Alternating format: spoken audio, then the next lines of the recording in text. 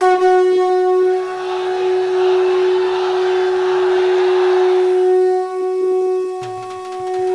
धरती वीरों की धरती है।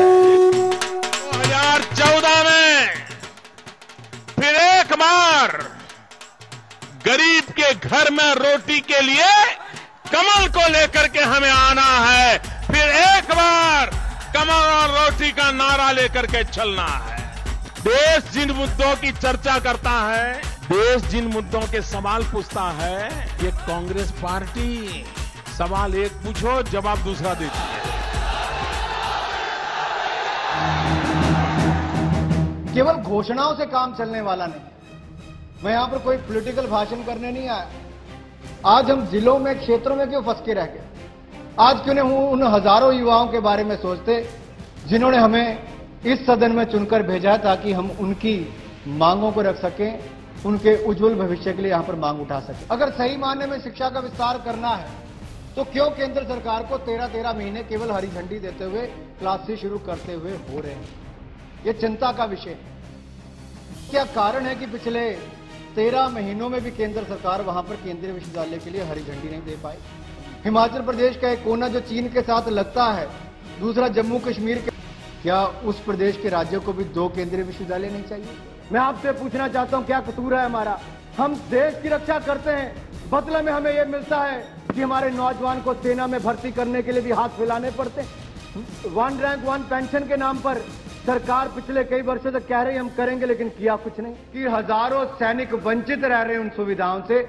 अगर ये ओपिनियन आई है 1 वर्ष पहले, तो आपकी सरकार हाथ पर हाथ धरकर क्यों बैठी है?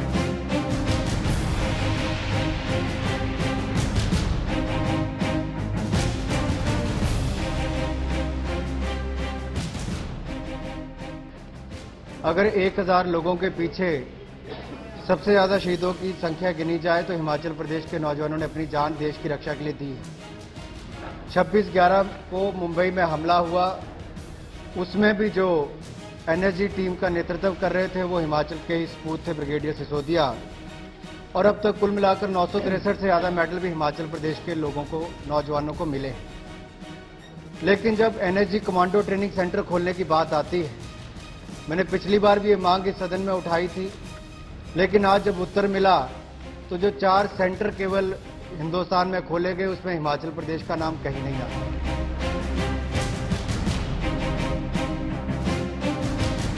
National highway 1470 kilometre Himachal Pradesh में, वहां पर भाजपा की सरकार है तो आपने 0 बजट दिया है। आपने 1 पैसा नहीं देने की बात कही कि वो 1470 किलोमीटर का रखरखाव कैसे करेंगे। प्रदेश सरकार ने कहा 40 करोड़ रुपया चाहिए, आपने 1 रुपया देने से भी इनकार कर दिया। क्या इस तरह से पक्षपात हो? जब रेलवे बजट की बात आती है तो पिछले 64 वर्षों में केवल 44 किलोमीटर रेलवे लाइन बनाई जाती है। प्रधानमंत्री 2 वर्ष पहले कहते हैं हां, लेह तक रेलवे लाइन बननी चाहिए, हजारों करोड़ खर्च करने चाहिए। पिछले 2 वर्षों में 1 फूटी कौड़ी तक आप खर्च नहीं करते हैं। ये प्रधानमंत्री जी की बात कर रहा हूं मैं। अगर भोला सिंह जी ने कह भी दिया प्रॉक्सी प्रधानमंत्री, तो मैं कहना चाहता हूं शब्द को काटना नहीं चाहिए, उसको रखना चाहिए।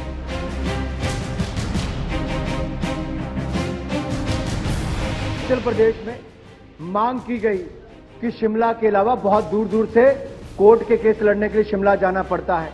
कांगड़ा में एक बेंच खोलना चाहिए हाई कोर्ट का। केंद्र सरकार ने उसको मना कर दिया, कहते हुए कि हाई कोर्ट नहीं मानेगा।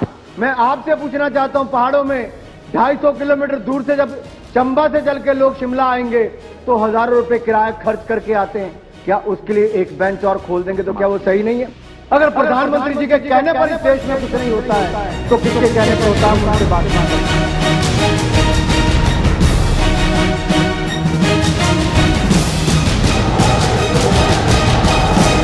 हमारा युवा धन, हमारी युवा शक्ति, हम कितने भाग्यवान हैं कि आज हिंदुस्तान दुनिया का सबसे नौजवान देश है।